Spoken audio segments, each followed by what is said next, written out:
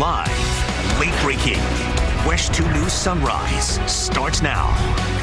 We are tracking the tropics as Hurricane Milton picks up strength in the Gulf of Mexico. The storm is expected to bring major impacts to a recovering west coast and Florida-prone central Florida. Now, we've got live team coverage this morning with meteorologist Kellyanne Klass and Eric Burrs helping you prepare for the storm's potential impacts. Thank you for joining us on this Monday. I'm Meredith McDonough. And I'm Jason Guy. Let's get right to a soaking start. And we're into our second impact day with weather. Meteorologist Kellyanne Klass joins us right now. And Kellyanne, let's get straight to you and the track of Milton. Yeah, that's right. So let's at least start off with what Milton is. It's a hurricane with winds of 90 miles per hour as of the 2 o'clock advisory. And the latest advisories are only in terms of tropical storm warnings for parts of the Yucatan Peninsula. Nothing yet here for central Florida, but that will change as we go throughout the morning. We're waiting on that 5 a.m. track. 4:31 is the time right now, so it's going to come down within the next about 29 minutes or so, but expected to rapidly intensify to a Category 3 hurricane later on today. From there, a Category 4 hurricane, but weaken slightly. Impact still the same on Wednesday evening, making landfall somewhere along the Florida Gulf Coast. There's still a big margin of error because we still have some models showing it's going to take a northerly turn or more of a southerly turn. So regardless, impacts are going to be pretty high across the Gulf Coast. What you need to know for central Florida today is you need to finish your preps. Our impact confidence on that is at a medium. And then on Tuesday, finish up those last minute preps, because then by Wednesday evening through Thursday, that's when we start to really track the storm, where later on Wednesday, this will make landfall. And for more on the county by county impacts, let's head over to Eric. All right, so basically, here's what we're looking at, okay? For Lake, and we're going to go through the morning newscast county by county, but we're going to kind of take them a little chunk at a time. All right, so for Lake County, worst of the weather is Wednesday evening through Thursday. We're looking at winds sustained 50, 60, 70 miles an hour, with winds gusting upwards of 80 plus miles per hour. And we're looking at about a half a foot or so of rain. And then there's, of course, the severe dynamics that could come in as well. For Seminole County, the concern for us is 45, 55, 65 mile per hour winds with gusts upwards of 75 miles an hour. And even here into Flagler County, looking at the potential for hurricane force wind gusts. Now, computer models have been going back and forth, and once we dial in, we'll have a much better idea of our local impacts. But that's where we're at for now. At this hour, it's cloudy and it is wet. Here's first warning live Doppler radar. Scattered showers around, including some pockets of heavier rainfall working into Lake County, northern Brevard. That'll cross over into Seminole County. The wet roads will be a thing for us this morning. But thankfully, we're not looking at any kind of hurricane conditions today, right? So it's cloudy. It is damp. Temperatures are going to be working to the lower 80s. We'll talk more about our local impacts for the next couple of days, including the potential of hurricane conditions in central Florida, when meteorologist Kellyanne Klass and I join you again in just a couple minutes. All right, Eric. And Milton is coming in on the western coast of Florida. That means, as Eric was just telling us, Lake County could really see some major impacts. And that's where WESH 2's Tony Atkins has been talking with residents and officials about how they are getting ready. Polk County officials are activating their emergency operations center ahead of Hurricane Milton, and 19 shelters will be open across the county starting tomorrow. We've really got about 2 days to prepare. Certainly by now, everyone should be getting ready for this storm again, the high winds. So if you have your garbage cans, patio furniture, anything outside that can blow around in the wind, secure that somehow. Bring them in your garage, bring it inside. Help your neighbors. You may have neighbors that or family that aren't able to take those actions. So please take care of things at your home and then help your neighbors. Sandbag locations opened Saturday and will remain open through 5:30 tonight. The locations there are on your screen and scrolling at the bottom of your screen. Each household can get up to 10 bags. This is the Polk County sites. Now you must show proof of residency. Our team coverage of Hurricane Milton preparations will continue with WESH 2 Spencer Tracy as she takes us now to Seminole County, and that's where people are getting a jump start. Meanwhile, mandatory evacuations are expected to begin today in parts of the Tampa Bay area. Residents there are still reeling after Hurricane Helene tore through less than 2 weeks ago.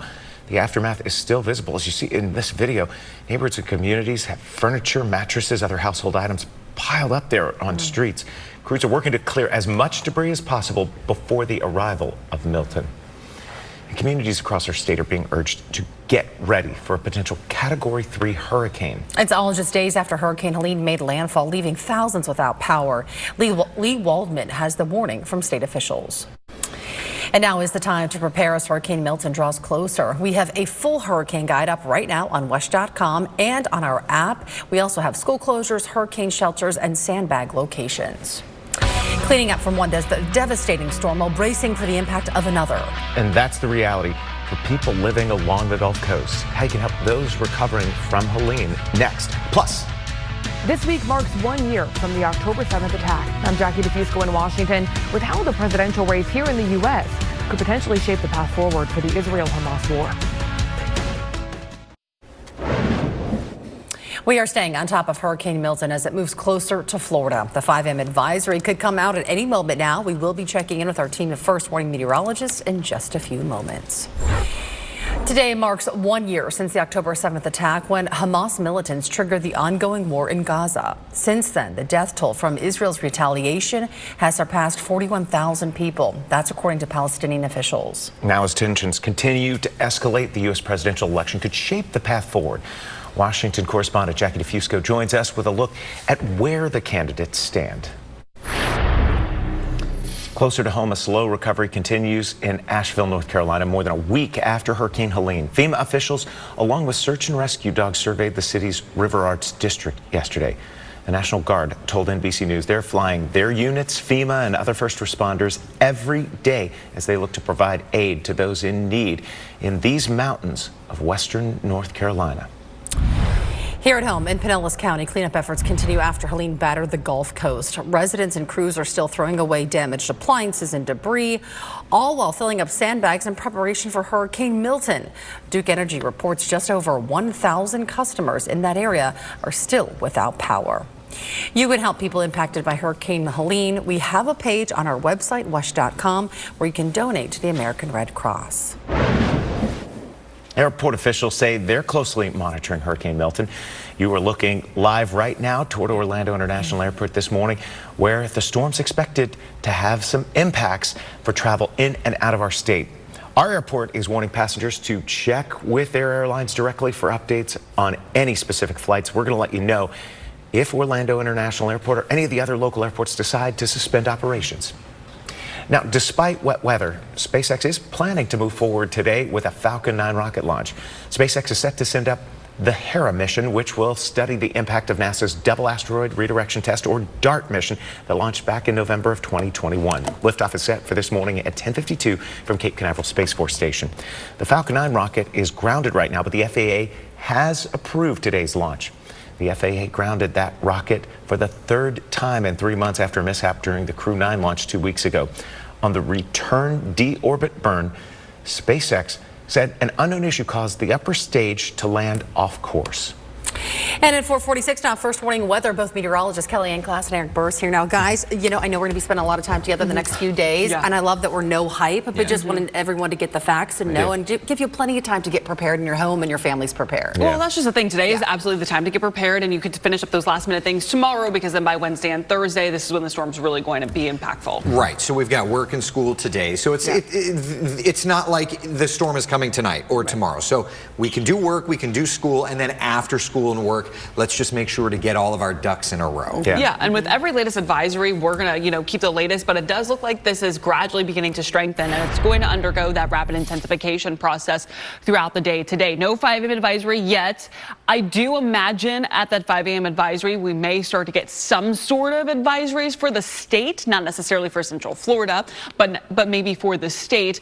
At that 5 o'clock advisory, just waiting and seeing. But right now, 2 o'clock advisory, winds of 90 miles per hour. That's Category 1 hurricane. Later on today, going to strengthen to a Cat 2, then a major Cat 3 by the evening with winds of 125 miles per hour. It'll briefly strengthen to a Cat 4 before landfall. It's going to encounter some wind shear right before landfall, so technically it will weaken to a Cat 3, but the impacts are still going to be the same, especially for the Florida Gulf Coast, as if this was a Cat 4 hurricane. And that arrival is going to be Wednesday evening. Again, waiting on that 5 a.m. track from the National Hurricane Center. I do want to show you the latest track, though, in reference to the models. So again, from the left side of the track all the way to the right side of the track, that's just the margin of error of where the center will go.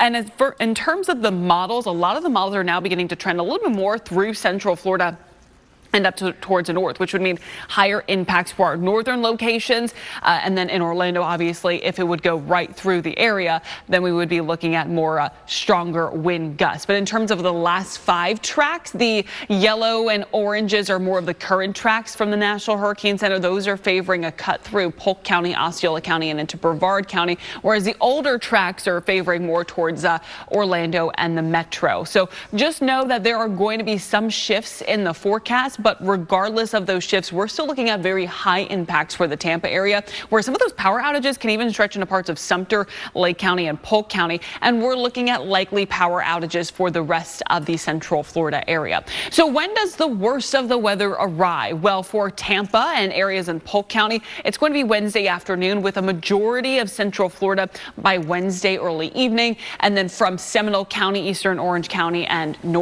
northeast, we're looking more towards Wednesday late in the evening, late afternoon, early in the evening. But obviously the big question is, Eric, right now we could still evacuate, but should we? Right. And I think that timeline is so important to really dial in, right? Because that's when the weather gets bad. Now we need to start thinking about the process. So if you're in yellow, which is just about all of us, should you evacuate? If you live in a sturdy building, right, a concrete block or wooden home, the answer is going to be no. Mobile home, tiny home, then we need to start thinking about it. But in earnest, the West Coast areas are going to be getting into evacuations, and emergency management has already come out and said they're more than likely starting what will be the biggest evacuation process since 2017. One other thing of note, depending on exact trajectory through our area, the winds could wrap back around. We could look at a decent storm surge concern along parts of the coastline.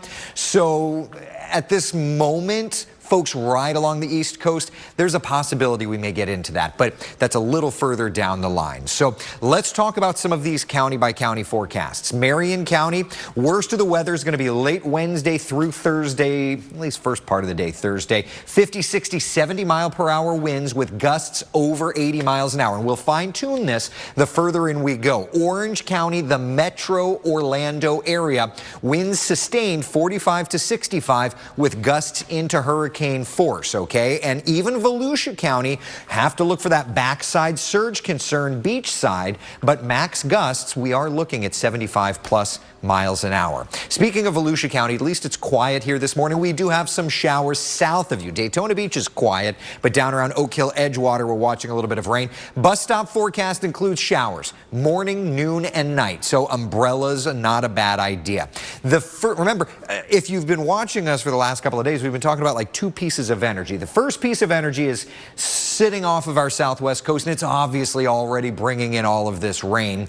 Then the second piece of energy will end up being Hurricane Milton. So through today, high coverage of rain. Nothing severe, at least at the kind of indication for now, but steady on again, off again rains, just like yesterday through the day today, okay? 7-day forecast showing, though, that while we've got the clouds and the rain today, this is also what's known meteorologically as a precursor weather event. It's out ahead of what will be a hurricane impact, and that hurricane impact is going to be Wednesday, kind of second half of the day into the first part of the day Thursday, and we'll fine-tune the timing. But those are the days Hurricane Milton impacts us. Then afterward, we clear out and look much better.